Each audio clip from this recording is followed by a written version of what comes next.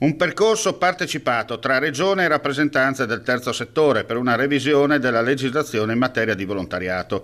L'appuntamento che ha riunito questa mattina a Udine rappresentanti e attivisti del terzo settore, addetti ai lavori e un ampio parterre di interlocutori.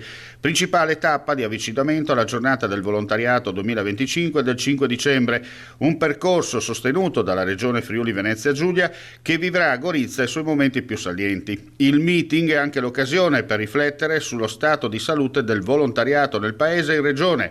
Un mondo che paga anch'esso pedaggio alla crisi demografica e forse a un minore appeal tra le giovani generazioni.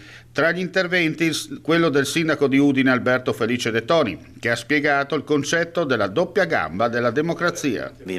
Dobbiamo andare verso un welfare generativo che viene appunto reso possibile dall'incontro, ad esempio in un condominio, tra una persona anziana e uno studente.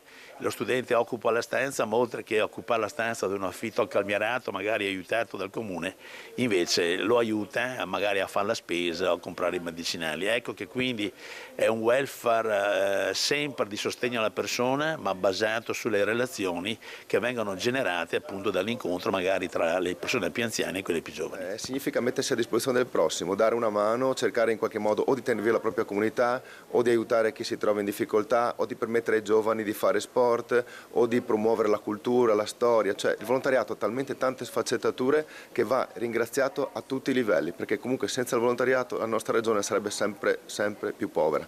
Per fortuna comunque abbiamo un volontariato forte che permette a noi istituzioni di poter essere sereni nel sapere che sui territori c'è qualcuno che porta avanti quello che è fondamentale, cioè i legami all'interno dei territori e delle comunità, cercare in qualche modo di portare avanti le memorie, cercare di tenere vicino le persone, cercare in qualche modo di fare squadra. Ecco, noi come istituzioni siamo parte di questa squadra e lo siamo con grande convinzione.